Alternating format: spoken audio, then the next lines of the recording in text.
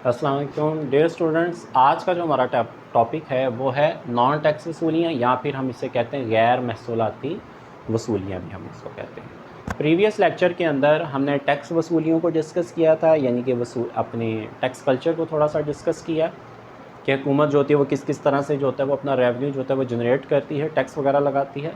इसी तरह से आपके पास आ जाता है नॉन टैक्स वसूलियाँ आ जाती हैं। तो नॉन टैक्स वसूलियों के अंदर सबसे पहले आपके पास है फ़ीस।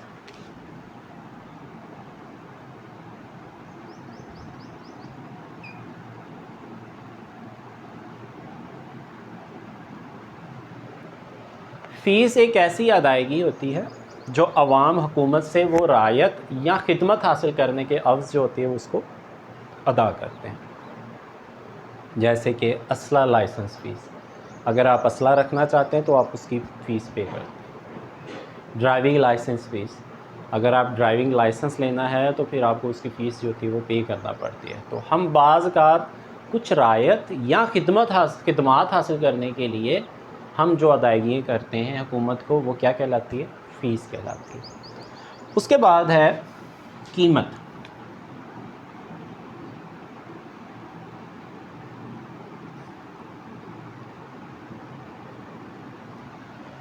बाज़ का अगर हम हुकूमत से कुछ खिदमात यानी कि खिदमत लेना चाहते हैं तो हम जितनी उनसे खिदमत लेते हैं उतनी ही हम क्या करते हैं, उसको कीमत अदा करते हैं।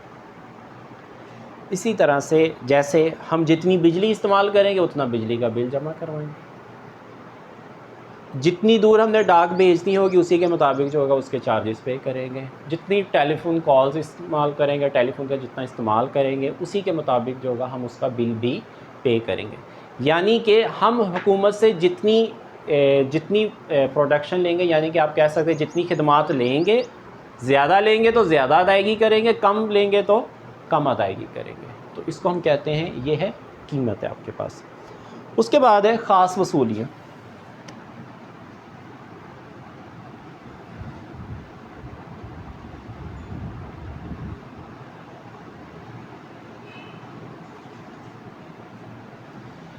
हुकूमत ने बाज़ एरियाज़ जो हैं उनको ख़ास वसूलियों का जो है वो इख्तियार दिया हुआ है। जैसे उनको बाज़ ख़ास सहूलतें दी हुई हैं, उसकी वजह से उनकी जो वसूलियाँ हैं वो ज़्यादा है।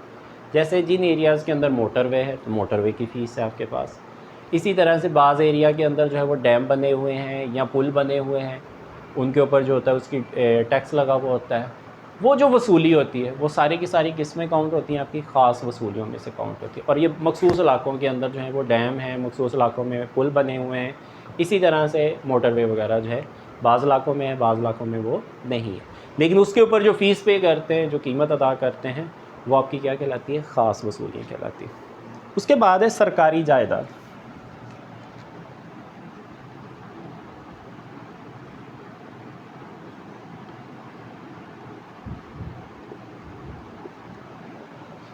हुकूमत की जो जायदाद है, हुकूमत ने उसको मुख्तलिफ़ लोगों को किराए के ऊपर दी हुई, पट्टे के ऊपर दी हुई है। तो आवाम उस जायदाद का इस्तेमाल करती है और उसके बदले में उसका जो किराया होता है वो अदा करते हैं। इसी को हम क्या कहते हैं? सरकारी जायदाद कहते हैं। उसके बाद है हुकूमत के पैदावारी। बाज़ का हुकूमत के कुछ प्रोडक्टिव काम भी हैं जिनसे जो है वो ख़ास वसूलियाँ हासिल होती है, जैसे डाक खाना वगैरह।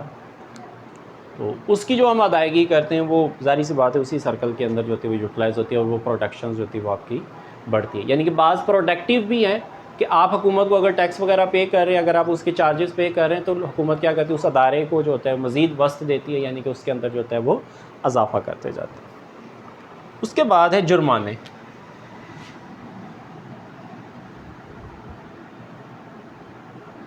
जुर्माने आपके पास बाज़ का हम जब कानून की खिलाफ वर्जी करते हैं तो उसके बदले में हमें जो होती है वो सज़ा भी होती है और जुर्माना भी होता है। जैसे अगर हम ट्रैफिक सिग्नल्स को तोड़ते हैं तो हमें फ़ाइन हो, जो फ़ाइन होगा तो वो ज़ाहिर सी बात है वो किस में आ जाएगी? हुकूमत की वसूलियों में वो काउंट की जाएगी। तो इनको हम कहते हैं नॉन टैक्स वसूलियाँ, और ये क्या था आपके पास? जुर्माना। उसके बाद है कर्ज़े हैं।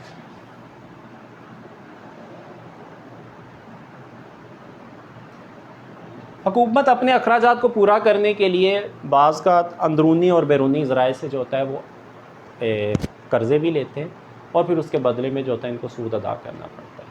वो बैंकों से भी ले सकते हैं, ठीक है, और बैरूनी जो एजेंसी हैं उनसे भी वो ले सकते हैं। तो हुकूमत जब अंदरूनी और बैरूनी ज़राए से कर्ज़े लेते हैं तो उसके बदले में उनको सूद अदा करना पड़ता है। तो जब कर्ज़े लेते हैं तो हुकूमत की आमदनी में इजाफ़ा होता है, तो इसका मतलब है ये आपके पास गैर महसूलाती वसूली होती है। उसके बाद जब बुरे हालात होते हैं या कोई त्यौहार वगैरह होता है या बाज़ का इकनॉमिक कंडीशंस जो होती है वो डाउन हो जाएं, तो फिर बाहर वाले जो ममालिक होते हैं वो तोहफ़ा या इमदाद करते हैं, तहाइफ़ और इमदाद। और तहाइफ़ है आपके पास,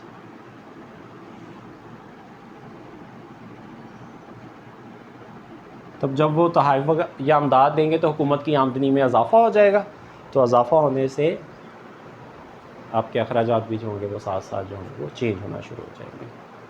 और उसके बाद है हुकूमत का बाज़ मकामी शरह पर, जिसको हम कहते हैं मकामी शरह।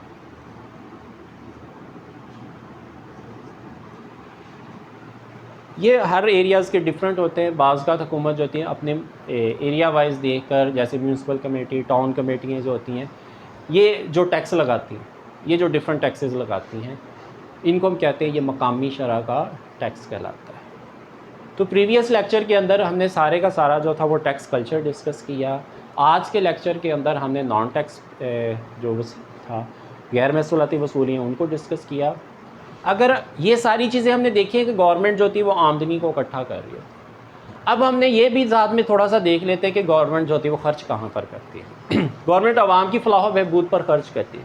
गवर्नमेंट एजुकेशन के ऊपर, एजुकेशन के ऊपर खर्च करते हैं, हेल्थ के ऊपर खर्च करते हैं, कम्युनिकेशन के ऊपर खर्च करते हैं, ट्रांसपोर्टेशन के ऊपर खर्च करते हैं, ज़राए मवासलात के ऊपर खर्च करते हैं। हुकूमत ने जो अंदरूनी और बैरूनी ज़राए से कर्ज़े लिए होते हैं उनको वो या तो वो अदा करते हैं, अदा तो नहीं होते, बाज़ का क्या होता है हमें उनका सूद अदा करना पड़ता है, हम सूद उसका अदा करते हैं, तो अगर बाज़ का अदा भी हो जाते हैं आपके पास। तो हुकूमत जो होती है वो अवामी फ़लाह बहबूद के लिए ये जितनी भी इनकम जनरेट करती है, इस सारे को खर्च जो होती है वो अवाम की फ़लाह बहबूद पर किया जाता है। इसमें मुख्तलिफ़ पब्लिक वर्क्स जो होते हैं वो प्रोग्राम चलाए जाते हैं ताकि अवाम जो है वो गुर्बत की लकीर से जो है वो ऊपर आ जाए। तो ये था हमारा आज का लेक्चर। तो इंशाल्लाह नेक्स्ट जो होगा नेक्स्ट टॉपिक के साथ मिलेंगे। तो अपना बहुत सारा ख्याल रखिएगा। अल्लाह हाफिज़।